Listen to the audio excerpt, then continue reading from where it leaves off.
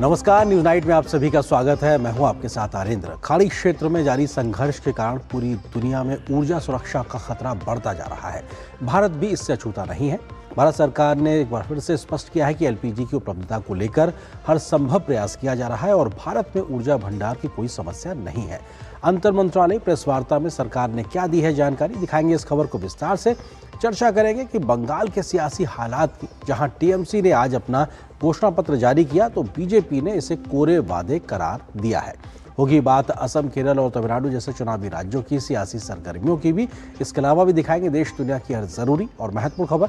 शुरुआत हेडलाइंस के साथ। देश में रिफाइनरियां पूरी क्षमता से संचालित, कच्चे तेल व एलपीजी का पर्याप्त भंडार। एलपीजी उत्पादन में 40% की वृद्धि। 93% पहुंची ऑनलाइन सिलेंडर बुकिंग। सामान्य पेट्रोल के दाम में नहीं हुई कोई बढ़ोतरी।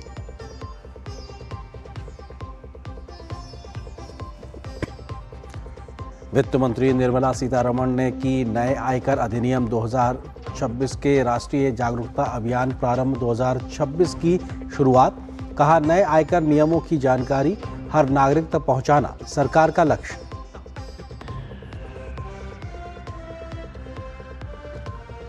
टीएमसी के घोषणा पत्र जारी करने के दौरान मुख्यमंत्री ममता बनर्जी ने फिर छेड़ा तबादलों का राग। कहा, चुनाव से पहले बंगाल में राज्य में अनौपचारिक राष्ट्रपति शासन। सीएम के बयान पर भाजपा आक्रामक। कहा, बीजेपी के पास जनाधार का विश्वास।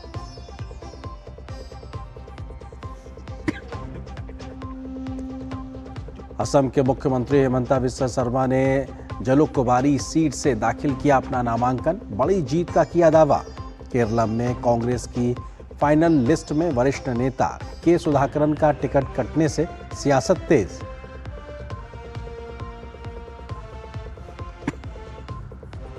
अवैध ऑनलाइन जुआ और सट्टेबाजी के खिलाफ सरकार का बड़ा एक्शन। 300 से ज्यादा वेबसाइट्स और मोबाइल ऐप किए ब्लॉक। अब तक कुल 8,400 प्लेटफॉर्म्स किए गए हैं ब्लॉक।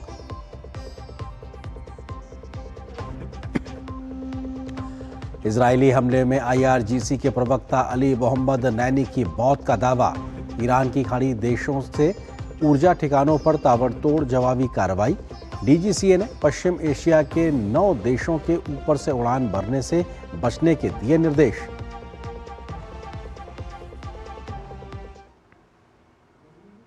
और इस वक्त की एक बड़ी खबर से शुरुआत करते हैं और प्रधानमंत्री नरेंद्र मोदी ने बहरीन के किंग से फोन पर बातचीत की है। प्रधानमंत्री की किंग से बातचीत हुई है। प्रधानमंत्री मोदी ने बहरीन के किंग से फोन पर बातचीत की है। इस वक्त की बड़ी खबर है, किंग हमद बिन ईसा अल खलीफा से प्रधानमंत्री नरेंद्र मोदी ने फोन पर बात की है। प्रधानमंत्री ने बहरीन के किंग को ईद की शुभकामनाएं भी दी हैं और अपने आप में तमाम अन्य मसलों पर भी दोनों नेताओं के बीच बातचीत हुई है। पश्चिम एशिया की मौजूदा स्थिति को लेकर भी दोनों नेताओं के बीच चर्चा हुई है और ये बेहद महत्वपूर्ण बातचीत जो मौजूदा हालात है उसको लेकर। ऊर्जा और नागरिक इंफ्रास्ट्रक्चर पर हमलों की प्रधानमंत्री ने निंदा की है। सीधे शब्दों में प्रधानमंत्री ने इसे गलत बताया। नौवहन की स्वतंत्रता सुनिश्चित करने के महत्व को भी प्रधानमंत्री मोदी ने इस बातचीत के दरमियान दोहराया है। बहरीन में भारतीय समुदाय को उनके समर्थन के लिए आभार भी जताया है। जिस प्रकार से भारतीयों के सकुशल तरीके से वापसी पर भी सहयोग मिल रहा है। तो बहरीन के किंग से प्रधानमंत्री की ये बातचीत। हमारे सहयोगी संवाददाता चंद्रशेखर जोशी इस खबर पर अधिक बातचीत करने के लिए हमारे साथ मौजूद है।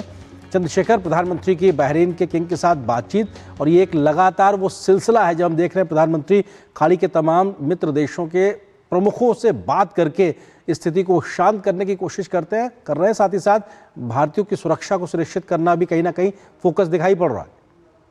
बिल्कुल आर्येंद्र, काफी महत्वपूर्ण है ये बातचीत और हम देख रहे हैं कि लगातार प्रधानमंत्री जो खाड़ी के देश हैं उनसे लगातार बातचीत कर रहे हैं और इसी क्रम में ये बातचीत हुई है बहरीन के किंग हमाद बिन ईसा अल खलीफा से और काफी महत्वपूर्ण ये बातचीत रही है। प्रधानमंत्री ने खुद अपने सोशल मीडिया अकाउंट पर इसकी जानकारी दी है। प्रधानमंत्री ने कहा है कि उन्होंने किंग को ईद की ग्रीटिंग्स दी हैं और साथ ही साथ पश्चिम एशिया में जो हालात बने हुए हैं उन हालात को लेकर के बातचीत हुई है दोनों नेताओं के बीच में। और जो वहां पर एनर्जी और सिविलियन इंफ्रास्ट्रक्चर पर हमले हो रहे हैं उसको लेकर के निंदा की है प्रधानमंत्री ने उसकी। और साथ ही साथ जो वैश्विक फूड फ्यूल और फर्टिलाइजर सिक्योरिटी को लेकर के जो चिंता बढ़ रही है लगातार, होर्मुज को बंद जो होर्मुज बंद है उसको, और साथ ही साथ ये जो इलाका है पूरे इलाके में जिस तरह के हालात बने हुए हैं, यहाँ के समुद्र में जिस तरह के हालात बने हुए हैं, उसको लेकर के जो ये फर्क पड़ रहा है उस पर भी प्रधानमंत्री ने कहा है, उसकी महत्वता को रेखांकित किया है यहाँ पर। और ये जो भारतीय समुदाय के लोग वहां पर रहते हैं उसको लेकर के आश्वासन दिया है बहरीन की ओर से उनकी सुरक्षा को लेकर के, तो ये काफी महत्वपूर्ण ये बातचीत रही है।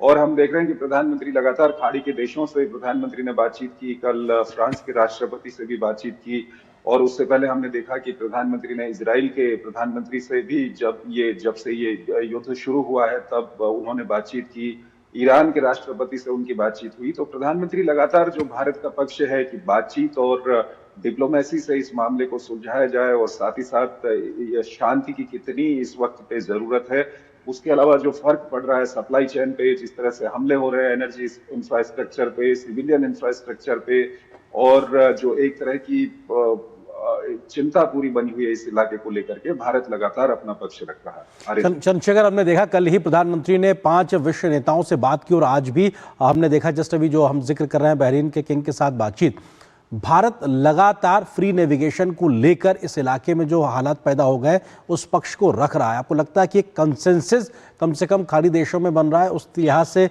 एक प्रेशर भी है, कंसेंसस भी है, क्या इस दिशा में बात कुछ आगे बढ़ती दिखाई पड़ेगी?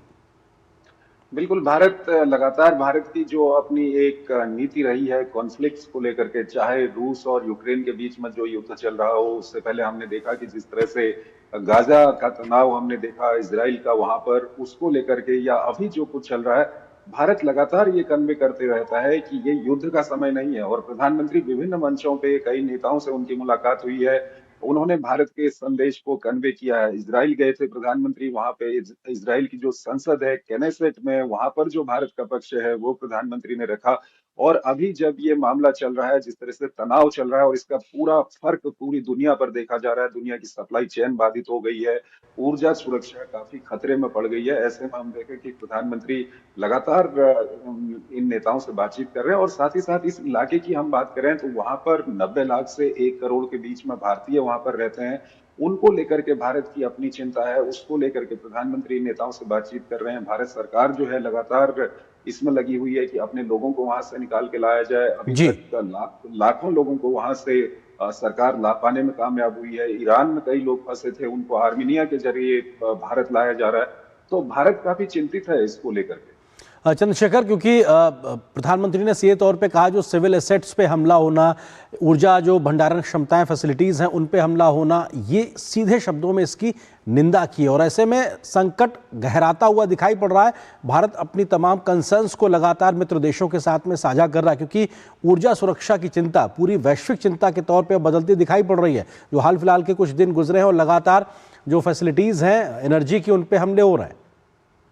बिल्कुल, अंतर्राष्ट्रीय स्तर पे जो भारत को अपनी बात रखनी है इस मामले को लेकर के, और लगातार अपनी जो चिंताएं व्यक्त करनी है, और जहां पर भारत के जो हित हैं उनको लेकर के जो विभिन्न देशों के साथ संपर्क में रहना है वो लगातार किया जा रहा है। खुद प्रधानमंत्री के स्तर पे ही काम हो रहा है। हम देख रहे हैं कि प्रधानमंत्री लगातार जो विभिन्न देश हैं जिसके बारे में अभी हमने बातचीत की, लगातार प्रधानमंत्री उनसे बात कर रहे हैं। और उसके अलावा जो दिक्कतें आ रही हैं, चाहे ऊर्जा सुरक्षा की हम बात करें, या हमारे लोग वहां पर फंसे हुए हैं, हमारे लोग वहां पर असुरक्षित हैं, उसको लेकर भी लगातार काम चल रहा है। आप देख रहे हैं कि किस तरह से भारत अपनी विदेश नीति के बल पर होर्मुज स्ट्रेट, जो जहां से अधिकतर देश अपने जहाजों को नहीं निकाल पा रहे हैं, भारत वहां से 3 जहाज अपने निकाल के ले आया है। इधर होम फ्रंट पे किसी तरह की कोई एनर्जी की दिक्कत ना हो, एलपीजी की दिक्कत ना हो, तेल गैस के दाम ना बढ़े, इसको लेकर के सरकार काफी सक्रिय दिखाई दे रही है। और साथ ही साथ जो वहां पर लोग फंसे हुए हैं उनको किस तरह से निकाला जाए, जो भारत के दूतावास हैं विभिन्न देशों में वो लगातार इस काम को कर रहे हैं। ईरान का काफी महत्वपूर्ण है, क्योंकि ईरान में वहां पर भारतीय फंसे हुए थे, उनको आर्मीनिया के जरिए दिल्ली पहुंचाया गया। तो दरअसल भारत को कई फ्रंट पे काम करना पड़ रहा है। लेकिन काफी महत्वपूर्ण ये है कि आप दुनिया में देखिए, 85 देशों में पेट्रोल और डीजल के दाम काफी बढ़ गए हैं, लेकिन आप देख रहे हैं भारत में अभी पेट्रोल और डीजल के दाम नहीं बढ़े हैं। और साथ ही साथ जी चंद्रशेखर, जी बिल्कुल, जो दुनिया में दिक्कतें आ रही हैं, भारत काफी हद तक अभी इसको को करने में सफल हो पा रहा है, क्योंकि जी भारत एक बहुआयामी रणनीति के साथ काम कर रहा है। और बिल्कुल, और प्रधानमंत्री एक तरीके से लगातार संवाद मित्र देशों के साथ करके उस दिशा में आगे बढ़ रहे हैं। बहुत शुक्रिया चंद्रशेखर, इस खबर पर विस्तार से हमारे साथ जुड़ने के लिए, बात करने के लिए बहुत शुक्रिया आपका। और खाड़ी संकट के कारण देश में एलपीजी सप्लाई की स्थिति चिंताजनक बनी हुई है, लेकिन सरकार घरेलू एलपीजी उपभोक्ताओं को प्राथमिकता दे रही है और सभी वैकल्पिक एलपीजी के जो ऊर्जा के स्रोत हैं उस पर काम भी किया जा रहा है भारत सरकार के द्वारा। सरकार ने कहा है कि भारत हमेशा से फ्री नेविगेशन का पक्षधर रहा है और संघर्ष का जल्द ही संवाद के माध्यम से समाधान किया जाना चाहिए। सरकार के प्रयासों से बड़ी संख्या में एलपीजी उपभोक्ता पीएनजी कनेक्शन ले रहे हैं, तो पैनिक बुकिंग में भी एक बड़ी संख्या में कमी दर्ज की गई है। कालाबाजारी पर सरकार की सख्ती जारी है। तो प्रधानमंत्री मोदी ने कल 5 देशों के नेताओं से बात की थी और आज भी बात करके शांति और कूटनीति के माध्यम से संवाद की दिशा से समाधान की ओर आगे बढ़ने की लगातार अपील की है। पश्चिम एशिया की स्थिति पर जानकारी देते हुए विदेश मंत्रालय के प्रवक्ता रणधीर जायसवाल ने कहा है कि भारत जैसे देश के लिए नौवहन की स्वतंत्रता अत्यंत महत्वपूर्ण है। उन्होंने कहा कि इस लक्ष्य को हासिल करने के लिए प्रधानमंत्री नरेंद्र मोदी स्वयं विश्व नेताओं से बातचीत कर रहे हैं। हमारे प्रधानमंत्री की दुनिया के 5 बड़े नेताओं से बातचीत हुई। पहले उनकी बातचीत इजराइल के प्रधानमंत्री से हुई है और अलग अलग स्तर पर हम लोग कई एक देशों के साथ इस मुद्दे पर, पश्चिम एशिया के में जो संघर्ष चल रहा है उस पर हम लोग बातचीत कर रहे हैं और ये बातचीत चल रही है। रणधीर जायसवाल ने यह भी बताया कि ईरान से भारतीय नागरिक पड़ोसी देशों अर्मेनिया और अजरबैजान के रास्ते वापस लौट रहे हैं। इनमें से कई लोग सुरक्षित भारत पहुंच चुके हैं। 913 भारतीय नागरिक अर्मेनिया, ईरान से अर्मेनिया और अजरबैजान में एम्बेसी की मदद से वो सीमा पार कर चुके हैं और कई लोग इसमें से वापस आ भी चुके हैं। पहले जैसे कि मैंने बताया था कि 284 तीर्थयात्री वहाँ पर फंसे हुए थे, वो सभी 284 तीर्थयात्री अब भारत वापस आ गए हैं।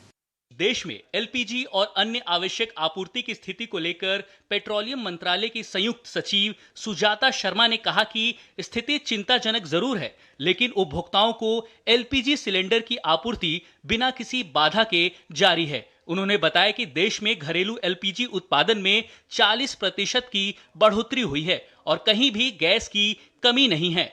साथ ही उन्होंने ये भी बताया कि पेट्रोल और डीजल रिफाइनरी पूरी क्षमता से काम कर रही है। साथ ही उन्होंने स्पष्ट किया कि केवल प्रीमियम श्रेणी के पेट्रोल के दाम बढ़े हैं, बाकी कीमतें पहले जैसी है। डोमेस्टिक सप्लाई में कोई कटौती नहीं है। नॉर्मल पेट्रोल में कोई प्राइस इंक्रीज नहीं हुआ है, सिर्फ एक प्रीमियम कैटेगरी जो है उसमें कुछ इंक्रीज है and that is hardly 2, 3 or 4% of the entire petrol which is sold every day. तो वो ऐसा नहीं है कि पेट्रोल में आम जनता के लिए कोई प्राइस इंक्रीज किया गया है। विदेशों में भारतीयों की सुरक्षा को लेकर विदेश मंत्रालय के अतिरिक्त सचिव असीम आर महाजन ने कहा कि सरकार भारतीय समुदाय और स्थानीय प्रशासन के साथ लगातार संपर्क में है। उन्होंने बताया कि समन्वय मजबूत है और खाड़ी क्षेत्र में फंसे लगभग 3 लाख भारतीय वापस लौट चुके हैं। Our missions and posts across the region are working continuously to support our community. 24/7 helplines continue to function and advisories are being issued regularly to keep our citizens informed. We continue to proactively assist seafarers, students, stranded Indian nationals and short-term visitors for visas, consular services and logistical support where required. An update on the status of flights. Overall, the flight situation continues to improve with additional flights operating from the region. Since February 28th, around 300,000 passengers have returned from the region to India. वही भारतीय नाविकों की सुरक्षा सुनिश्चित करने के लिए नौवहन मंत्रालय के विशेष सचिव राजेश कुमार सिन्हा ने कहा कि हॉर्मुज जल डमरू मध्य में सभी जहाज सुरक्षित हैं और 25 भारतीय नाविकों को वापस भी लाया जा चुका है। उम्मीद की जा रही है कि आने वाले दिनों में हॉर्मुज से और भारतीय जहाज वापस आएंगे, लेकिन इस बीच भारत ने खुद के एलपीजी उत्पादन में तेजी लाई है। अखिलेश सुमन, डीडी न्यूज। और यहाँ पर एक छोटे से ब्रेक के लिए रुकते हैं। ब्रेक के बाद जब वापस आएंगे तो खबर दिखाएंगे बंगाल से, जहां पे तबादलों को लेकर लगातार सियासी रार छिड़ी हुई है। क्या है पूरी खबर, विस्तार से नजर छोटे से ब्रेक के बाद।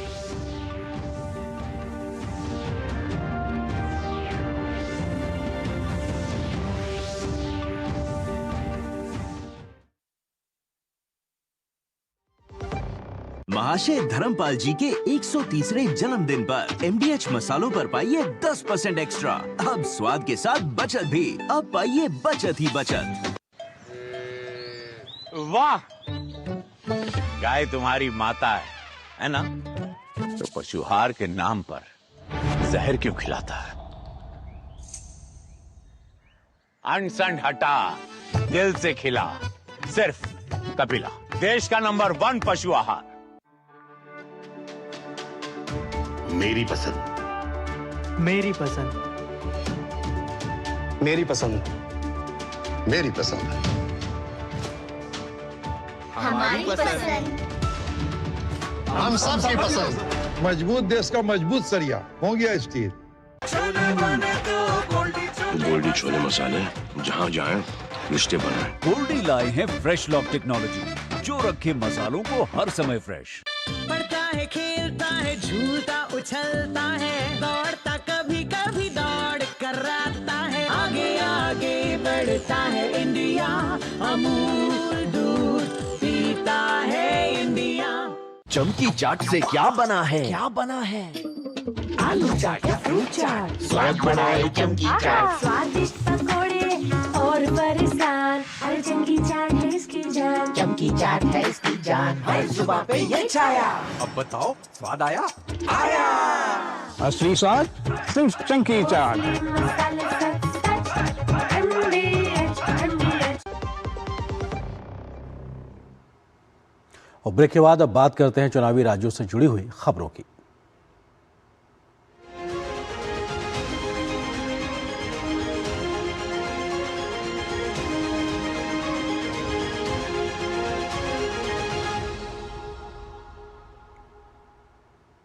बात बंगाल की। पश्चिम बंगाल में आज टीएमसी ने अपना घोषणा पत्र जारी कर दिया। ममता बनर्जी ने 10 घोषणाओं का ऐलान किया तो महिलाओं, युवाओं, किसान और उद्योगों पर फोकस नजर आया।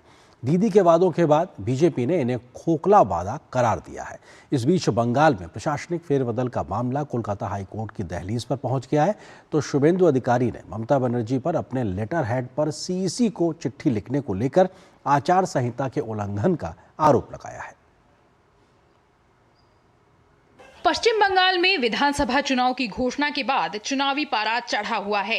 इस बीच तृणमूल कांग्रेस ने पश्चिम बंगाल विधानसभा चुनाव के लिए शुक्रवार को अपना घोषणा पत्र जारी किया, जिसमें मौजूदा कल्याणकारी योजनाओं के दायरे को व्यापक बनाने, स्वास्थ्य सेवाओं की पहुंच को मजबूत करने और बुनियादी ढांचे के विकास से संबंधित 10 वादे किए गए हैं। घोषणा पत्र का अनावरण करते हुए पश्चिम बंगाल की सीएम ममता बनर्जी ने कहा कि तृणमूल कांग्रेस के लगातार चौथी बार सत्ता में लौटने पर ये प्रतिबद्धताएं सरकार के लिए मार्गदर्शक के रूप में काम करेंगी। हालांकि ममता अपने दल का घोषणा पत्र पेश कर रही थीं, लेकिन इस मौके पर वो एसआईआर और अधिकारियों के चुनाव आयोग द्वारा ट्रांसफर के दर्द को दबा नहीं पाई। ममता बनर्जी ने राज्य में इमरजेंसी जैसे हालात बताए, तो वहीं भाजपा नेता समीक भट्टाचार्य ने पलटवार किया।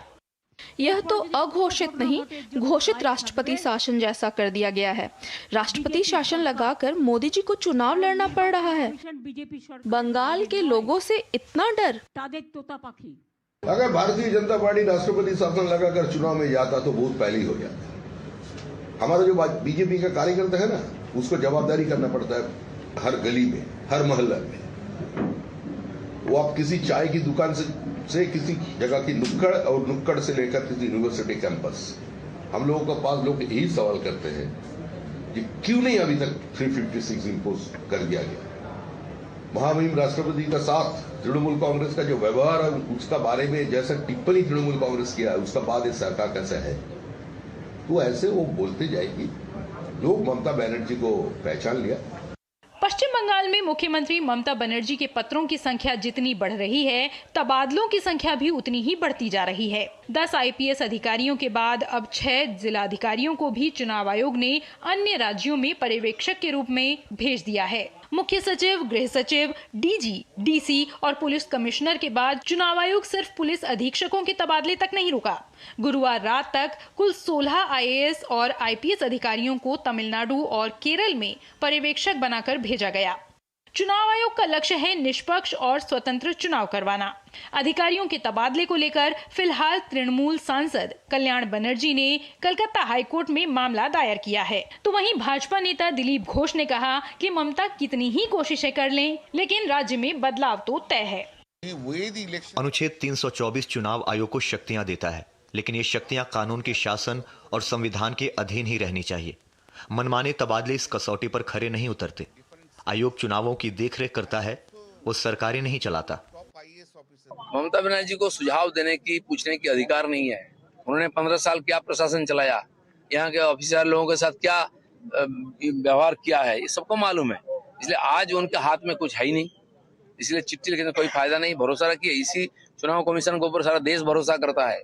बार बार चुनाव और सक्सेसफुली बिहार में करके दिखाया, देखो यहाँ भी होने वाला है और परिवर्तन होने वाला है। टीएमसी ने आगामी असम विधानसभा चुनाव के लिए पार्टी के उम्मीदवारों के लिए 18 स्टार प्रचारकों की सूची भी जारी की है। इन स्टार प्रचारकों में मुख्यमंत्री ममता बनर्जी और राष्ट्रीय महासचिव अभिषेक बनर्जी शामिल हैं। बंगाल में चुनाव से पहले प्रशासन अलर्ट मोड पर है। चुनावी निगरानी और सुरक्षा अभियानों के दौरान फ्लाइंग स्क्वाड टीम ने चेकिंग के दौरान एक गाड़ी से 25 लाख रुपए बरामद किए। गाड़ी चालक के पास कोई वैध दस्तावेज तक नहीं थे। गाड़ी में बैठे व्यक्ति की पहचान ठाकुर सुराजी अभिसंग के रूप में की गई है। इस कार्रवाई को पूरी तरह चुनावी दिशा निर्देश और कानूनी प्रक्रियाओं का पालन करते हुए सावधानी पूर्वक अंजाम दिया गया। ब्यूरो इनपुट के साथ सौरभ दत्ता की रिपोर्ट, डीडी न्यूज। और बंगाल की सियासत पे हम करेंगे चर्चा। इसी से जुड़ा है आज का हमारा विशेष, बंगाल का संग्राम, बढ़ा सियासी तापमान, क्योंकि लगातार सियासी पारा बंगाल का राजनीतिक तौर पे बढ़ता जा रहा है। इस खबर पे बात करने के लिए खास मेहमानों का पैनल मेरे साथ मौजूद है। गोपाल कृष्ण अग्रवाल जी हैं, प्रवक्ता भारतीय जनता पार्टी के, हमारे साथ जुड़ चुके हैं। बहुत स्वागत सर आपका। संजय चक्रवर्ती जी हैं, टीएमसी समर्थक, राजनीतिक विश्लेषक हैं, सर आपका भी बहुत बहुत स्वागत। और वरिष्ठ पत्रकार अनंत विजय जी, सर आपका स्वागत। संजय जी, शुरुआत आप ही से, क्योंकि आज दीदी ने घोषणा पत्र जारी करने के मौके पर लगातार सीधे तौर पर इस बात को बोला कि साहब राष्ट्रपति शासन लागू करके एक तरीके से चुनाव लड़ा जा रहा है। संवैधानिक प्रक्रियाओं, परंपराओं को इस स्तर तक वो सीधे तौर पे ले रही हैं। मतलब अगर चुनाव आयोग अगर काम कर रहा है निष्पक्षता को लेकर, तो उसको राष्ट्रपति शासन बताना, ये कहाँ तक ठीक है? देखिए, जिस तरीके से बड़े पैमाने पे अधिकारियों का तबादला हो रहा है, ये कितनी भी कोशिश करके देख ले, अगर निष्पक्ष चुनाव करवाते हैं तो भारतीय जनता पार्टी वहाँ पे दहाई अंक जो है बड़ी मुश्किल से छू पाएगी। लेकिन भारतीय जनता पार्टी आड़ लेती है चुनाव आयोग का। कभी भी आपने सुना है किसी भी भारतीय जनता पार्टी के प्रवक्ताओं से वो चुनाव आयोग के खिलाफ कुछ बोलते हैं? पर वो एक पार्टी है, चुनाव आयोग की एक पार्टी बन चुकी है पूरी तरीके से भारतीय जनता पार्टी को सपोर्ट करने के लिए, और उसी के इशारों पे सारा काम हो रहा है, सब कुछ हो रहा है। सर प्रशासनिक पूरा देश चाहता है। तबादलों से सर चुनाव जीतने हारने ये कैसे परिवर्तित होता? मतलब इसका थोड़ा सा जी गुणागत समझाइए सर। केवल बंगाल के ही सारे अधिकारी भ्रष्ट हैं? सारे अधिकारी जीतते हैं। बाकी राज्यों में भी तबादले हुए हैं सर, बाकी चुनावी राज्यों में भी तबादले हुए हैं। इतने बड़े पैमाने पे तबादले नहीं हुए हैं, और अभी और भी होंगे। अभी आप देखिएगा, हम तो कहते हैं पुलिस कांस्टेबल से आकर के कहीं उतरना है, चुनाव आयोग की पुलिस कांस्टेबल को भी हटा करके अन्य राज्यों में भेजे, अन्य राज्यों से पुलिस बुला करके यहाँ पे लेकर के आए, कहीं इस स्तर पे उतर के ना आए। लेकिन जनता को कहाँ क्या करेंगे? जनता तो ट्रांसफर नहीं कर पाएंगे ना, जनता तो वही रहेगी। और हमें आपको पता होगा तो सर इसको इतना बड़ा विषय बना क्यों रहा है? फिर जनता के मुद्दों पे बात ज्यादा होनी चाहिए ना सर। हमारे पास लोकतांत्रिक अधिकार है, हम जनता को बताएंगे नहीं किस तरीके से चुनाव लड़ा जा रहा है। ठीक है गोपाल जी, चुनाव आयोग के माध्यम से आप इक्वल लेवल प्लेइंग फील्ड की स्थिति नहीं दे रहे हैं, ये सीधे तौर पे आरोप लगा रहा है टीएमसी आपके ऊपर। देखिए, आरोप तो वो लगाते रहेंगे, लगाते ही रही हैं, लेकिन जिस तरह से संवैधानिक संस्थाओं को ममता बनर्जी ने एक के बाद एक अंडरमाइन किया है, वो सबके सामने है। हाई कोर्ट, पश्चिम बंगाल के हाई कोर्ट के ने किस तरह की टिप्पणियां ममता बनर्जी के खिलाफ की है, पुलिस वहाँ के कमिश्नर किस तरह का व्यवहार करते हैं, किस तरह से बीजेपी और अपोजिशन के सीनियर लीडर्स के लिए बिल्कुल सुरक्षा की किस तरह व्यवस्था को अनदेखा करते हैं, और किस तरह सुप्रीम कोर्ट तक को इंटरवीन करना पड़ा पुलिस कमिश्नर के व्यवहार के ऊपर। और SIR के माध्यम से इलेक्शन कमीशन बेकार है। कोर्ट में गए, कोर्ट ने कहा कि नहीं, ये प्रक्रिया बिल्कुल संवैधानिक है, उनके अंतर्गत है, वो अपने हिसाब से सही कर रहे हैं। उसके ऊपर भी वो कह रहे हैं कि वो संवैधानिक प्रक्रिया खराब है, अब उसको पार्लियामेंट में ले जाना चाहते हैं। तो संवैधानिक संस्थाओं को अंडरमाइन करने का काम ममता बनर्जी कंटिन्यूअस कर रही है जी। हिंसा उनका एक चुनाव लड़ने का एक टूल बना दिया है। अपोजिशन में भारतीय जनता पार्टी के कार्यकर्ताओं पे किस तरह से हिंसात्मक कार्रवाई उनके लोग कर रहे हैं। गोपाल जी, लेकिन गोपाल जी, टीएमसी ये कह रही है कि अप्रत्याशित है इतनी बड़ी संख्या में जो तबादले किए जा रहे हैं, ये एक तरीके से आपको फायदा मिलेगा, वो आरोप ये लगा रहे हैं आप पे। नहीं तो ये तो एक्सेप्ट कर रहे हैं ना वो, इसका मतलब कि जो पदाधिकारी हैं वह लोग, उनके जो इलेक्शन कमीशन कह रहा है कि जो पदाधिकारी हैं, जो वहां पे जो सरकारी कर्मचारी हैं, वो पूरी तरह से ममता बनर्जी के इन्फ्लुएंस में काम करते हैं। तो या दूसरों को बदल रहे हैं, उनमें प्रॉब्लम क्या है? बाहर से अगर तबादले हो रहे हैं, दूसरे आ रहे हैं, दूसरे प्रदेशों से आ रहे हैं, तो वो कोई भारतीय जनता पार्टी के लोग हैं क्या? इलेक्शन कमीशन चुन रहा। अगर इनको लगता है कि सरकारी कर्मचारी निष्पक्ष रहते हैं, हमारे भी उनके भी निष्पक्ष है, तो फिर बदल रहे हैं, तो क्या प्रॉब्लम है? ठीक है अनंत जी, सवाल ये कि क्या बंगाल में प्रशासनिक फेरबदल अप्रत्याशित है, पहली बार हुआ है, या इतनी बड़ी संख्या में पहली बार हो रहा है? अगर हो रहा है तो क्या गलत हो रहा है, या पहली बार इस प्रकार का चुनाव आयोग ऐसा काम कर रहा है? और आज ममता दीदी ने जिस तरीके से घोषणा पत्र जारी करने के समय सीधे तौर पे आरोप लगाया, वो अपने आप में कहां तक जायज दिखाई पड़ता है राष्ट्रपति शासन लागू करने की बात को लेकर? देखिए, ममता जी आरोप लगाने में सिद्धस्त हैं। ममता जी के आरोपों को बंगाल के बाहर कोई गंभीरता से लेता होगा, इसमें मुझे संदेह है। लेकिन जो आप शब्द उपयोग कर रहे हैं अप्रत्याशित, मुझे नहीं लगता है। मुझे याद पड़ता है कि जब लालू यादव के समय में बिहार में TN सेशन चुनाव करवा रहे थे, उस समय भी बहुत सारे अधिकारियों के तबादले हुए थे। और अभी तृणमूल कांग्रेस के समर्थक भैया कह रहे थे कि वो अपने अधिकारियों को क्यों हटा रहे हैं। सही कहा अग्रवाल साहब ने कि भाई अधिकारी तो बंगाल के ही है ना, कहीं विदेश से आके तो अधिकारी नहीं दिए जा रहे। आप उन अधिकारियों को हटा रहे हैं जो ममता बनर्जी के साथ कदम ताल करते हुए ईडी के छापेमारी में जाके फाइल छीन के ले आते हैं। ये तो उन्होंने, उन अधिकारियों ने ही अपनी पक्षधरता स्पष्ट कर दी है। ऐसा तो है नहीं कि उसके लिए किसी जांच एजेंसी हुई और उसके बाद ऐसा दिखा। बहुत सारे अधिकारी ऐसे होते हैं जो पार्टी के वफादार हो जाते हैं, राज्य के वफादार होने के बजाय। मुझे तो लगता है कि अगर चुनाव आयोग ने इस कदम उठाया तो उनके इस कदम का अभिनंदन करना चाहिए ममता बनर्जी को, कि क्योंकि अधिकारी तो बंगाल के हैं, ना इसमें कोई बंगाल का अपमान है, ना वहां के अधिकारियों का अपमान है। किसी प्रकार का कोई संवैधानिक अधिकार का हनन या उल्लंघन चुनाव आयोग नहीं कर रहा। इसलिए मुझे लगता है कि चुनाव आयोग का जो प्राथमिक दायित्व है कि वो फ्री एंड फेयर इलेक्शन कराएगा। इसके लिए चुनाव आयोग को संविधान ने ये अधिकार दिए हैं कि अपने हिसाब से जब चुनाव घोषित हो जाते हैं, उसके बाद से चुनाव आयोग विभिन्न इलाकों में अपने हिसाब से पुलिस बलों की तैनाती करता है। लेकिन इसमें भी यही बताया गया आर्यन जी, अगर आपको याद हो, कि अगर केंद्रीय बलों की भी तैनाती होती है तो वो स्थानीय प्रशासन यानी डीएम और एसपी के आदेश पर ही काम करते हैं, आदेश पर ही उनकी तैनाती होती है। उसको तैनात करने के लिए केंद्र का कोई बंदा नहीं जाता है। ये सारी चीजें भी तृणमूल कांग्रेस के लोग भ्रम फैलाते हैं। इसलिए जनता को ये जानना आवश्यक है कि केंद्रीय बलों की जो वहां पर पदस्थापना होती है छोटे पीरियड के लिए, वो भी डीएम और एसपी के अधीन होते हैं।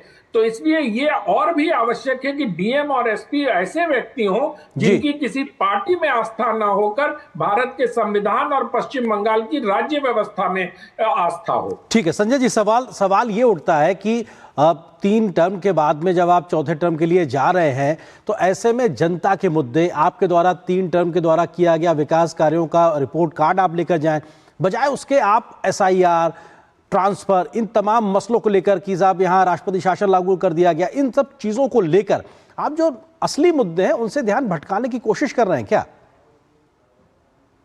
मोदी जी से सीखा हम लोगों ने, ये सब चीजें मोदी जी से सीखा है। इस तरीके से हर दोस्त कांग्रेस को वो जो 2014 का वादा अगर मोदी जी खुद पढ़ ले तो अपने आप को वोट ना दे।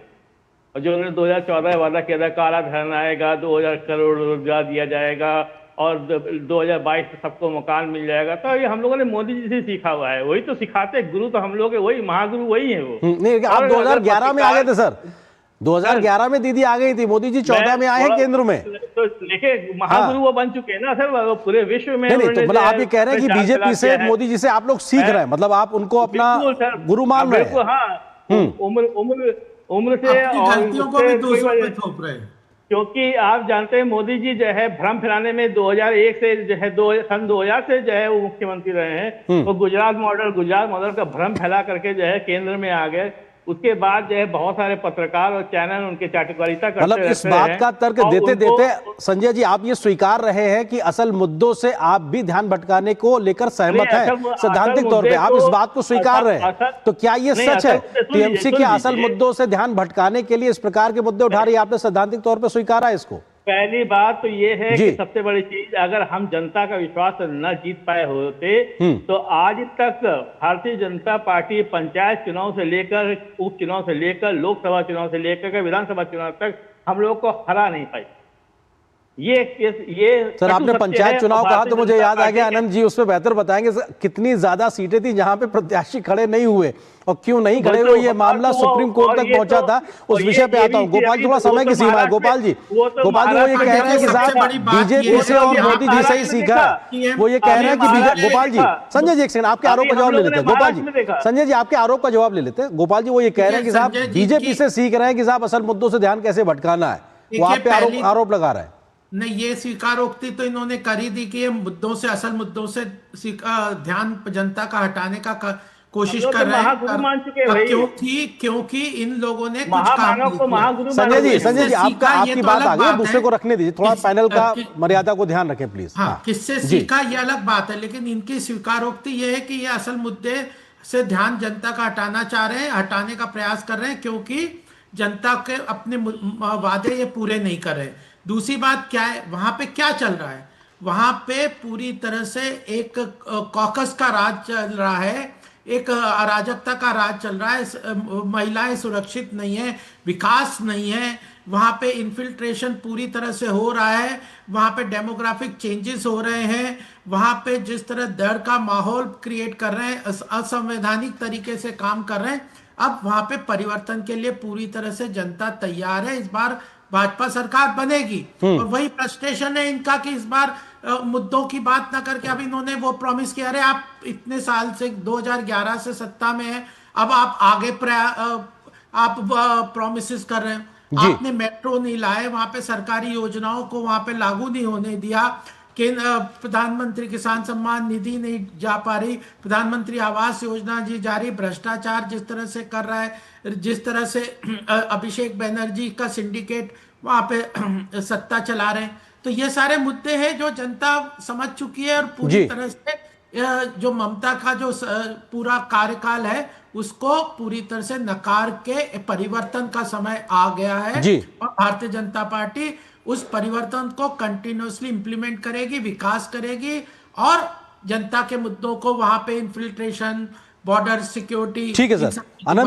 आनंद जी सवाल यह है कि क्या ममता दीदी, टीएमसी को भी ये स्थिति सूट करती है कि इस प्रकार का हेड ऑन होता रहे और असल मुद्दों की बात इसलिए ना हो क्योंकि 15 साल का एक रिपोर्ट कार्ड देना पड़ेगा, क्योंकि आप 15 साल सत्ता में रहे हैं। इस स्थिति को कैसे समझा और पढ़ा जाए? आर्यन जी बहुत महत्वपूर्ण बात कही है आपने। मुझे लगता है कि जिस प्रकार से ममता दीदी ने आज अपने वचन पत्र को रोड मैप ऑफ 5 इयर्स का है, मतलब 3 बार सत्ता में रहने के बाद भी अगर आपको रोड मैप बनाने की आवश्यकता पड़ रही है तो मुझे लगता है ये अपने आप में बहुत बड़ी कहानी कह रहा है। अभी तो ममता दीदी को अपना 15 साल का रिपोर्ट कार्ड देकर डंके की चोट पे कहना चाहिए था कि हमने पश्चिम बंगाल का ये विकास कर दिया, बंगाल में ये कर दिया, बंगाल में वो कर दिया। लेकिन ममता दीदी जो कह रही हैं कि इमरजेंसी, अघोषित इमरजेंसी के तहत, मतलब राष्ट्रपति शासन, अघोषित राष्ट्रपति शासन की तरह से यहाँ चुनाव कराए जा रहे हैं। मुझे लगता है कि ममता दीदी ने अपने पिछले कार्यकाल में अघोषित रूप से अनुच्छेद 370 बंगाल में लागू किया हुआ था। क्योंकि वहां पर केंद्र सरकार की किसी योजना को लागू ही नहीं होने देती। आप तृणमूल कांग्रेस के लोग कहेंगे मनरेगा का पैसा नहीं दिया। अरे भाई साहब, अग्रवाल साहब बैठे हैं, ये बहुत अच्छे से अकाउंट्स को समझते हैं। जब तक आप केंद्र सरकार से मिले अनुदान का यूटिलाइजेशन सर्टिफिकेट जमा नहीं करोगे, तब तक केंद्र सरकार अगली किस्त आपको नहीं देगी। और ममता बनर्जी मनरेगा के वो दे ही नहीं रही है वहां पर यूटिलाइजेशन सर्टिफिकेट। पता नहीं कहां जा रहा है धन, क्या हो रहा है। अब स्वास्थ्य सुविधा की बात करिए, आयुष्मान भारत लागू कर दो भाई, उसमें क्या दिक्कत है। जनता से क्यों दुश्मनी लेना। मुझे लगता है कि प्रधानमंत्री आवास योजना अगर दे दोगे तो जनता का भला होगा। इसमें आप जनता से दुश्मनी लेके उनको अपनी राजनीति के, जैसे कह रहे हो ना कि दो सुपर पावर लड़ते हैं तो घास फूस बेचारे पिसते रहते हैं, उसी तरह जनता पिस रही है। ममता बनर्जी की जिद के कारण पश्चिम बंगाल की जनता केंद्र सरकार की लाभकारी और कल्याणकारी योजनाओं से वंचित है। तो ममता बनर्जी को यह समझना पड़ेगा।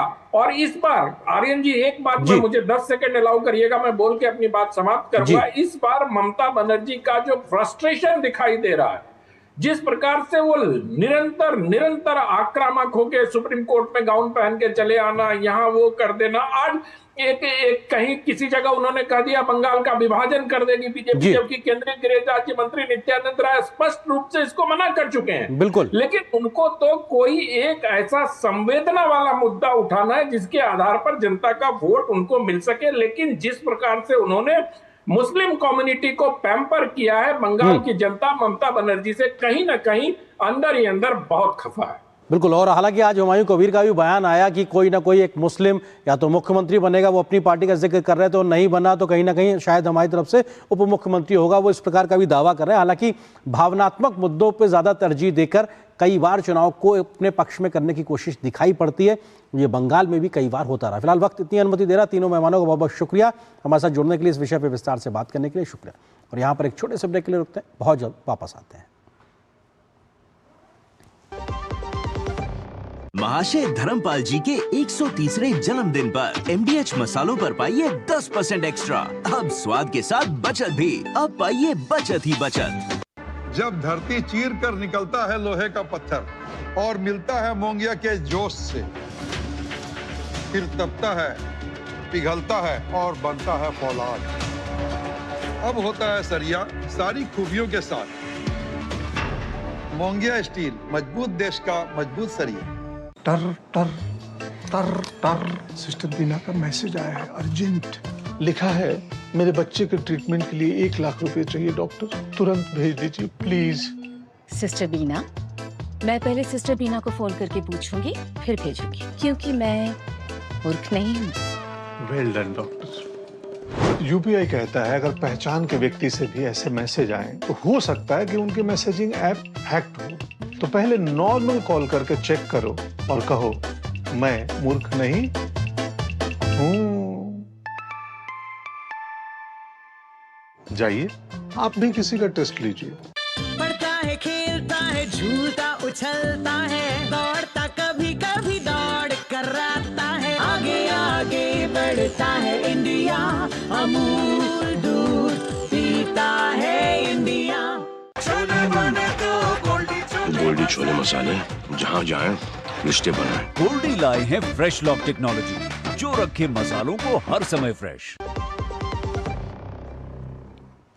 बात चुनावी राज्य असम की। चुनावी राज्यों में सियासी पारा चढ़ा हुआ है। असम में बीजेपी के चेहरे सीएम हेमंत विश्व शर्मा ने आज अपना नामांकन भरा है, तो फिर से राज्य में बीजेपी की बड़ी जीत का दावा किया है। उधर कांग्रेस ने भी असम में जनता के समर्थन का भरोसा जताया है। उधर केरलम में चुनाव से पहले एलडीएफ और यूडीएफ के बीच के अपने खेमेबंदी पर लगातार एक तरीके से सियासत देखने को मिल रही। दोनों ही खेमे अपने अपने बागियों से परेशान दिखाई पड़ रहे हैं, तो बीजेपी जनता के बीच प्रचार करके समर्थन जुटाने की कोशिश कर रही है। चुनावी राज तमिलनाडु और पुडुचेरी में भी सभी दल अपनी अपनी रणनीति बना रहे हैं और अपनी जीत का दावा कर रहे हैं। देश के 5 राज्यों में चुनावों की घोषणा के बाद चुनावी सरगर्मियां बढ़ गई हैं। असम के मुख्यमंत्री हिमंता बिस्वा शर्मा ने शुक्रवार को जालुकबारी निर्वाचन क्षेत्र से औपचारिक रूप से अपना नामांकन पत्र दाखिल किया। नामांकन से पहले उन्होंने भव्य रोड शो भी किया। इस अवसर पर उन्होंने कहा कि वो 7वीं बार चुनाव लड़ रहे हैं और इस बार भी उन्हें अपने निर्वाचन क्षेत्र तथा असम के लोगों का पूरा समर्थन मिलने की उम्मीद है। तो वहीं डिब्रूगढ़ से भाजपा उम्मीदवार प्रशांत फुकन ने नामांकन पत्र दाखिल किया। उनके मुकाबले में असम जातीय परिषद ने मैनाक पत्र को मैदान में उतारा है। This will be my 7th election. First election I lost. Thereafter, next 5th election I won. Today will be my 7th election, and hopefully I will get full support from my constituency as well as from people of Assam. मैंने last 2006 से 11, 16, 21 4 बार मैंने चुना election में। डिब्रूगढ़ जनताओं ने मेरे को choose किया और मेरे को आगे का दिन डिब्रूगढ़ भलाई के लिए जो करना है, जो बीते हुए दिन में जो किया है वो जनता का बीच में है। जनता क्या मैं कर रहा हूँ, जनता देख रहा है। डिब्रूगढ़ वासी के लिए पहले सबसे बड़ा थ्रेट है जो हमारा ब्रह्मपुत्र, जो आपका इरोशन का जो प्रॉब्लम है, वो इरोशन का प्रॉब्लम लास्ट ईयर इतना भयंकर हो गया था जो डिब्रूगढ़ वाज एट स्टेक। तो उसका ऊपर लास्ट 20 साल से कोई काम नहीं है उधर में। मेरा पहला जो काम होगा वो इरोशन का जो है उसको ये करना है। डिब्रूगढ़ का जो ब्रह्मपुत्र रिवर है वो डायरेक्टली आपका पहाड़ से निकलने के बाद डिब्रूगढ़ में हिट करता है, उसको चैनलाइज करना सबसे बड़ा प्रॉब्लम है। असम विधानसभा में विपक्ष के नेता देवव्रत सैकिया ने शुक्रवार को शिवसागर जिले के नाजिरा निर्वाचन क्षेत्र से कांग्रेस उम्मीदवार के रूप में नामांकन पत्र दाखिल किया। कांग्रेस ने 9 अप्रैल को होने वाले राज्य विधानसभा चुनाव के लिए 6 दलों के साथ गठबंधन किया है, जिनमें रायजोड़ दल, असम जातीय परिषद, मार्क्सवादी कम्युनिस्ट पार्टी, भारतीय कम्युनिस्ट पार्टी, मार्क्सवादी लेनिनवादी लिबरेशन और all party hills leaders conference शामिल है। सीट बंटवारे के तहत कांग्रेस 87 सीटों पर, राइजर दल 11 सीटों पर और असम जातीय परिषद 10 सीटों पर चुनाव लड़ेगी, जबकि सीपीआईएम और एपीएचएलसी 2-2 सीटों पर अपने उम्मीदवार उतारेंगे। केरलम के अलाप्पुझा से एक बड़ी राजनीतिक खबर सामने आई है। वरिष्ठ वामपंथी नेता जी सुधाकरन ने भारतीय कम्युनिस्ट पार्टी मार्क्सवादी से नाता तोड़ने के बाद अब निर्दलीय उम्मीदवार के रूप में चुनाव लड़ने का ऐलान कर दिया है। यह फैसला वाम लोकतांत्रिक मोर्चा यानी एलडीएफ के लिए बड़ा झटका माना जा रहा है, क्योंकि सुधाकरन को लंबे समय से पार्टी का मजबूत चेहरा माना जाता रहा है। खास बात यह है कि उन्हें संयुक्त लोकतांत्रिक मोर्चा यानी यूडीएफ का समर्थन भी मिल रहा है, जिससे मुकाबला और दिलचस्प हो गया है। केंद्रीय मंत्री सुरेश गोपी ने केरल भाजपा अध्यक्ष और नेमोम निर्वाचन क्षेत्र से भाजपा उम्मीदवार राजीव चंद्रशेखर के चुनाव समिति कार्यालय का उद्घाटन किया। राजीव चंद्रशेखर ने कांग्रेस पर निशाना साधते हुए कहा कि युवा नेता कांग्रेस छोड़ रहे हैं क्योंकि वहां योग्यता मायने नहीं रखती। तो वहीं कांग्रेस सांसद हिबी ईडन ने राज्य की एलडीएफ सरकार पर भ्रष्टाचार को लेकर निशाना साधा। यह सीटों की बात नहीं है, युवा नेता कांग्रेस छोड़ रहे हैं क्योंकि अब वहां योग्यता मायने नहीं रखती, सिर्फ गांधी परिवार से नजदीकी ही मायने रखती है। बीजेपी उन मेहनती मलयालियों का स्वागत करती है जो विकसित केरल के लिए समर्पित हैं। This is a very critical election, not for UDF. यह चुनाव न केवल यूडीएफ के लिए बल्कि केरल की जनता के लिए भी अत्यंत महत्वपूर्ण है। एलडीएफ के 10 वर्षों के शासन ने स्वास्थ्य क्षेत्र को भारी क्षति पहुंचाई है और इस दौरान बड़े पैमाने पर भ्रष्टाचार देखने को मिला है, जिसमें सबरीमाला का मामला भी शामिल है। केरलम विधानसभा चुनाव को लेकर कांग्रेस ने राज्य में अपने 37 उम्मीदवारों की अंतिम सूची जारी कर दी है। इस सूची में सबसे चौंकाने वाला घटनाक्रम पार्टी के वरिष्ठ नेता और कन्नूर से सांसद के सुधाकरन को लेकर रहा, जिनका नाम सूची से नदारद है। आलाकमान ने उन्हें चुनाव लड़ने से दूर रहने का निर्देश दिया है। हालांकि सुधाकरन ने पार्टी के फैसले को स्वीकार करते हुए स्पष्ट किया है कि उनके लिए पार्टी सबसे ऊपर है और वे इसका एक छोटा सा हिस्सा है। चुनावी समीकरणों और गठबंधन धर्म के तहत कांग्रेस इस बार पिछले चुनाव की 92 सीटों के मुकाबले 95 सीटों पर चुनाव लड़ेगी। तमिलनाडु कांग्रेस चुनाव समिति ने राज्य विधानसभा चुनाव से पहले चेन्नई स्थित पार्टी कार्यालय में एक बैठक आयोजित की। उधर पुडुचेरी के मुख्यमंत्री और ऑल इंडिया एनआर कांग्रेस के नेता एन रंगासामी मंगलम ने थट्टांचवाड़ी निर्वाचन क्षेत्र से अपना नामांकन पत्र दाखिल किया। ब्यूरो इनपुट्स के साथ सुबिना रॉय और विवेक की रिपोर्ट, डीडी न्यूज।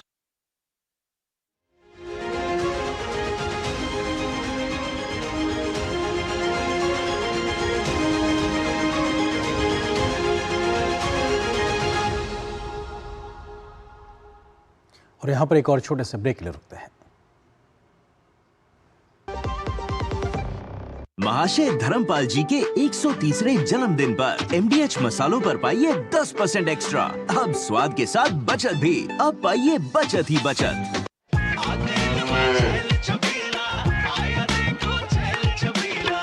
एक कपिला। अरे भाई सब एक ही जैसा होता है। ये लो साधारण पशु आहार।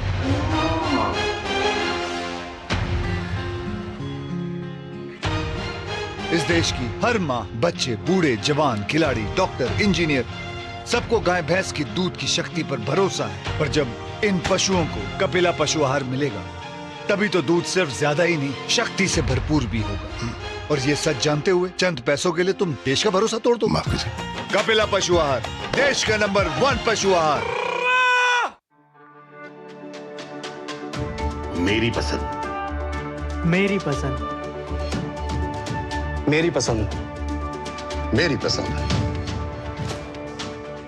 हमारी पसंद। हम सबकी पसंद। मजबूत देश का मजबूत सरिया होंगे स्टील।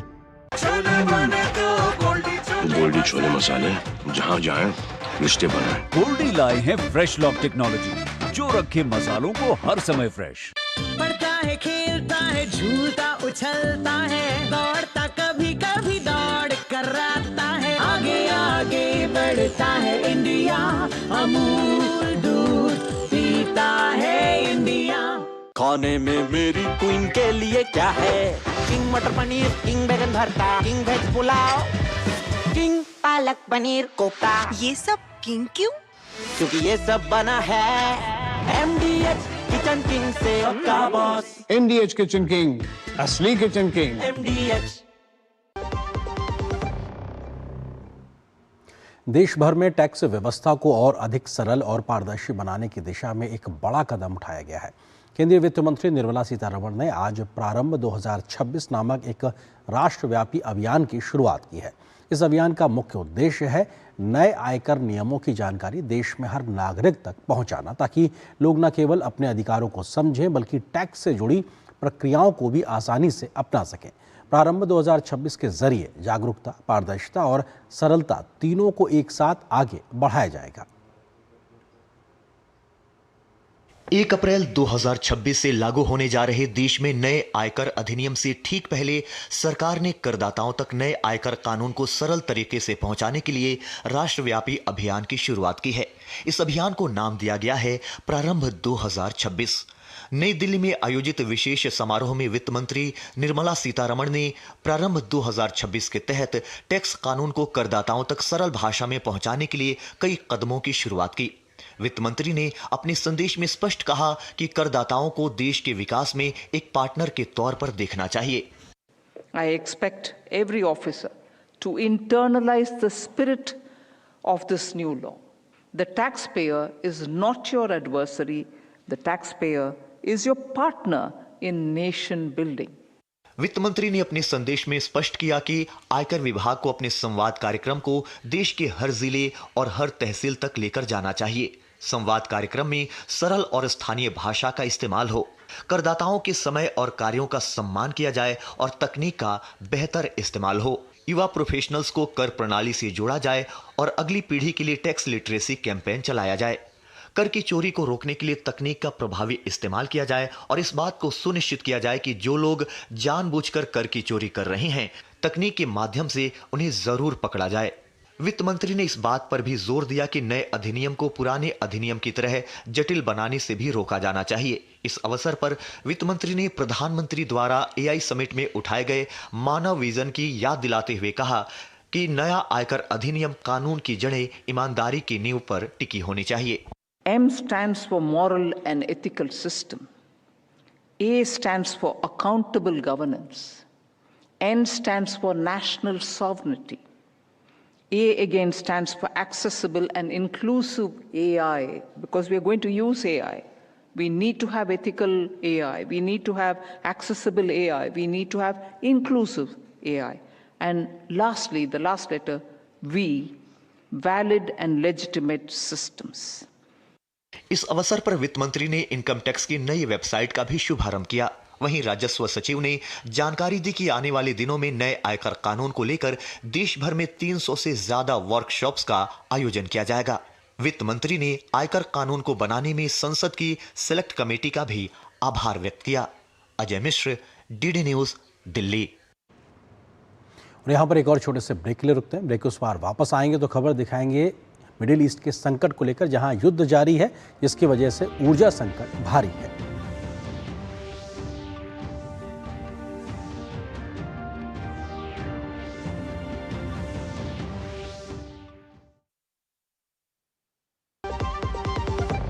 महाशय धर्मपाल जी के 130वें जन्मदिन पर MDH मसालों पर पाइए 10% एक्स्ट्रा। अब स्वाद के साथ बचत भी। अब पाइए बचत ही बचत। पढ़ता है, खेलता है, झूलता उछलता है, दौड़ता कभी कभी दौड़ कराता है, आगे आगे बढ़ता है इंडिया, अमूल दूध पीता है इंडिया। विभाग अनेक, कंप्लेंट बॉक्स 1। किसी भी सरकारी दफ्तर, विभाग या बैंक से जुड़ी शिकायत के लिए pgportal.gov.in पर जाएं, रजिस्टर करें, संबंधित विभाग चुनें, शिकायत दर्ज करें और ट्रैकिंग आईडी नोट करें। SMS या ईमेल पर एक्नॉलेजमेंट पाएं और शिकायत का जवाब सीधे मंत्रालय से प्राप्त करें। अब तक 1 करोड़ 12 लाख से अधिक भारतीयों ने भरोसा जताया। CP ग्राम्स, आपकी हर शिकायत का हल। अभी शिकायत दर्ज करें pgportal.gov.in। मैसेज। डियर इन्वेस्टर, एक एक्सपर्ट स्टॉक टिप खास आपके लिए। ये ऐप डाउनलोड करो और पैसे डबल करो। एक्सपर्ट जी, बदमाश का बाप हूँ मैं। ऐप डाउनलोड करने से पहले मैं आपका पूरा रिपोर्ट कार्ड निकालूंगा। मैं मूर्ख नहीं हूँ। डिस्टेंस। UPI कहता है, अगर कोई ऐसी सलाह दे तो पहले एडवाइजर की पूरी जांच कर ले और कहे मैं मूर्ख नहीं।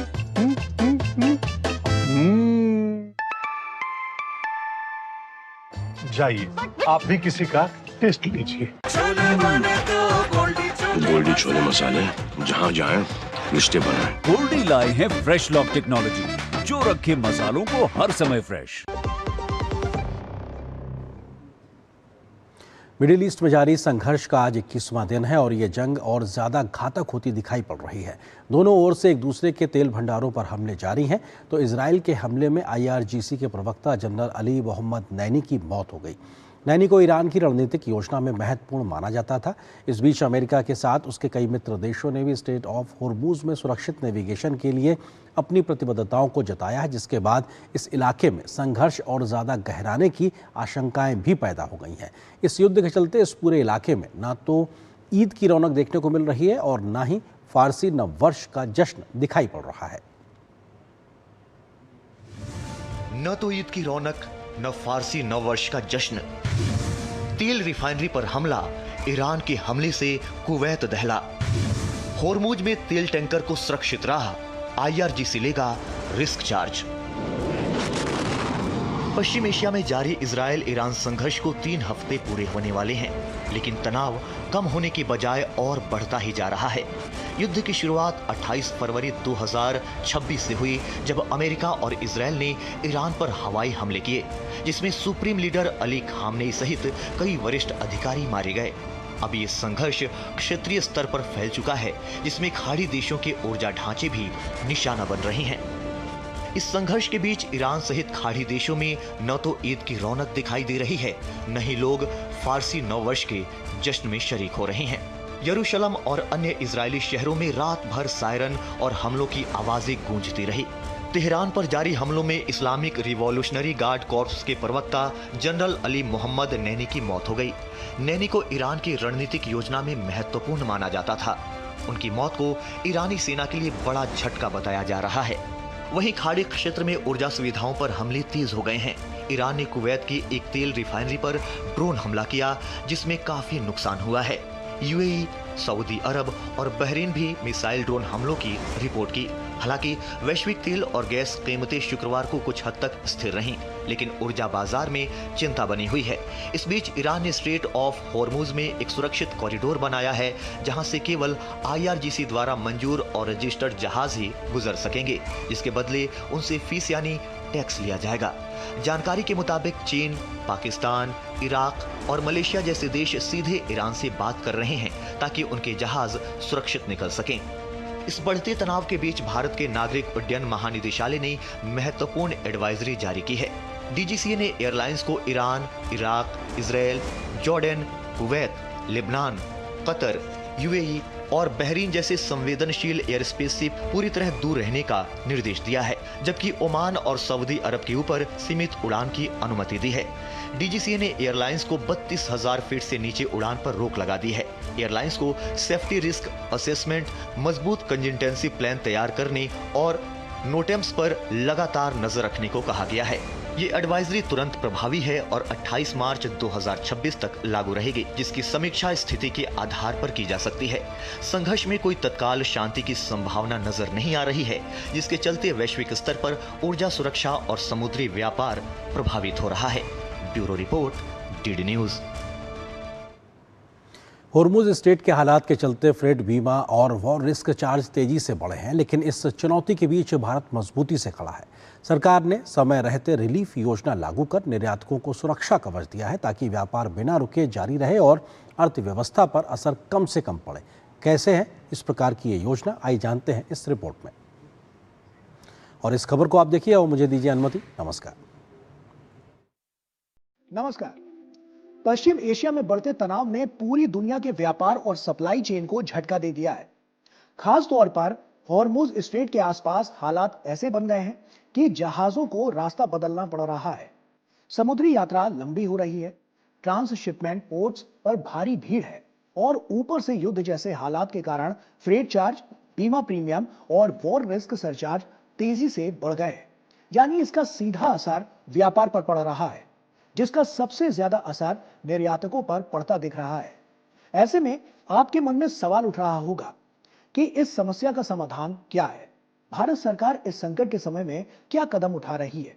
किस तरह की योजनाओं को लागू कर व्यापार और व्यापारियों को सुरक्षित कर रही है और अर्थव्यवस्था स्थिर बनी रहे, इस पर क्या बड़े फैसले लिए गए हैं?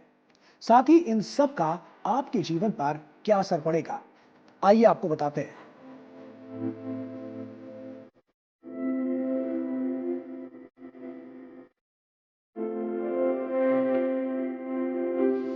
सबसे पहले आपको बताते हैं कि भारत सरकार ने इस चुनौती का तुरंत समाधान निकालते हुए एक बड़ी और प्रभावी योजना शुरू की है, जिसका नाम है रिलीफ, यानी resilience and logistics intervention for export facilitation, जो एक्सपोर्ट प्रमोशन मिशन यानी कि ईपीएम के तहत लाई गई है। और इसका मकसद साफ है, निर्यातकों को हर हाल में सुरक्षित रखना और व्यापार को रुकने नहीं देना। ऐसे में इस संकट के दौरान सरकार ने बहुत तेजी के साथ कदम उठाए हैं। सरकार ने 2 मार्च 2026 को एक इंटर मिनिस्ट्रियल ग्रुप यानी आईएमजी बनाया और 3 मार्च से ही रोजाना मीटिंग शुरू कर दी। यानी हालात पर हर दिन नजर रखी गई और हर दिन फैसला लिया गया। इसमें कई मंत्रालय, बैंक, लॉजिस्टिक्स कंपनियां और एक्सपोर्टर्स संगठन भी शामिल किए गए, जिसके बाद तुरंत बड़े फैसले लिए गए, जिसमें फंसे हुए माल को निकालने के लिए नियमों में ढील दी गई, पोर्ट्स पर तेजी से काम और बेहतर समन्वय बनाया गया, स्टोरेज और देरी के चार्ज में छूट दी गई, शिपिंग कंपनियों की मनमानी कीमतों पर रोक के लिए पारदर्शिता बढ़ाई गई, बीमा और लॉजिस्टिक्स पर सख्त निगरानी रखी गई। यानी सरकार सिर्फ नजर ही नहीं रख रही थी, बल्कि हर स्तर पर एक्शन भी ले रही थी। रिलीफ योजना को लेकर सरकार ने 497 करोड़ रुपए का मजबूत फंड रखा और इसका जिम्मा दिया गया ECGC लिमिटेड को, जो निर्यात जोखिम को कवर करने में देश की सबसे भरोसेमंद संस्था है। इस योजना में 3 बड़े और सीधे फायदे दिए गए हैं। पहला फायदा, जिन एक्सपोर्टर्स ने पहले ही बीमा यानी ECGC कवर लिया हुआ है, उन्हें 14 फरवरी से 15 मार्च 2026 के बीच भेजे गए माल पर 100% तक अतिरिक्त जोखिम सुरक्षा दी जा रही है। यानी नुकसान का पूरा कवच, वो भी बिना किसी अतिरिक्त खर्च के। दूसरा फायदा, जो एक्सपोर्टर्स आगे एक्सपोर्ट करने की योजना बना रहे हैं, उन्हें 16 मार्च से 15 जून 2026 तक के लिए 95% तक अतिरिक्त जोखिम कवर मिलेगा। इससे उनका आत्मविश्वास बना रहेगा और व्यापार नहीं रुकेगा। तीसरा और सबसे अहम फायदा, छोटे एक्सपोर्टर्स जिन्होंने बीमा नहीं लिया था, उनके लिए सरकार ने बड़ी राहत दी है। फ्रेट और बीमा लागत का 50% तक रिफंड मिलेगा और इसकी अधिकतम सीमा 50 लाख रुपए तक प्रति एक्सपोर्टर तय की गई है। यानी छोटे व्यापारियों को भी प्राथमिकता देते हुए सरकार ने इस संकट में उन्हें अकेला नहीं छोड़ा है। यह योजना UAE, Saudi Arab, Qatar, Oman, Kuwait, Israel, Iran, Iraq, Bahrain और यमन जैसे देशों में जाने वाले माल पर लागू है। आइए अब बात करते हैं इस फैसले के बड़े असर की, जिसमें सरकार का लक्ष्य बिल्कुल स्पष्ट है कि बढ़ती लागत से पड़ने वाले असर को कम करना, एक्सपोर्टर्स का भरोसा बनाए रखना, ऑर्डर कैंसिल होने से रोकना और लाखों लोगों के रोजगार को सुरक्षित रखना। इसके साथ ही ECGC की एक डिजिटल डैशबोर्ड के जरिए हर क्लेम और खर्च की रियल टाइम मॉनिटरिंग करेगा और जरूरत पड़ने पर योजना में बदलाव भी किया जाएगा। यानी पूरी तरह डायनेमिक और रिस्पॉन्सिव सिस्टम रखा गया है और यही इस योजना की सबसे बड़ी ताकत है, जो तेजी से पारदर्शिता और भरोसे को बढ़ावा दे रही है। अब आइए बात करते हैं आपको क्या करना है। अगर आप व्यापार या निर्यात से जुड़े हुए हैं तो रिलीफ योजना की जानकारी जरूर लें। ECGC कवर लेने में देरी ना करें, सभी दस्तावेज सही रखें और अफवाहों से बचें और आधिकारिक जानकारी पर ही भरोसा करें। कुल मिलाकर सरकार द्वारा उठाए गए इन कदमों से संकट की इस घड़ी में भारत सरकार ने यह साबित कर दिया है कि वो हर चुनौती के लिए तैयार है और न सिर्फ तेजी से फैसले ले रही है, बल्कि छोटे से छोटे व्यापारी तक को सुरक्षा भी दे रही है। सरकार द्वारा उठाया गया ये कदम सिर्फ राहत नहीं, बल्कि भारत की मजबूत आर्थिक रणनीति और वैश्विक नेतृत्व का भी संकेत है, जो भारत को और भारतवासियों को किसी भी परिस्थिति में और सशक्त बनाता हुआ नजर आता है। इसी के साथ इस महत्वपूर्ण जानकारी के इस वीडियो में इतना ही। नमस्कार।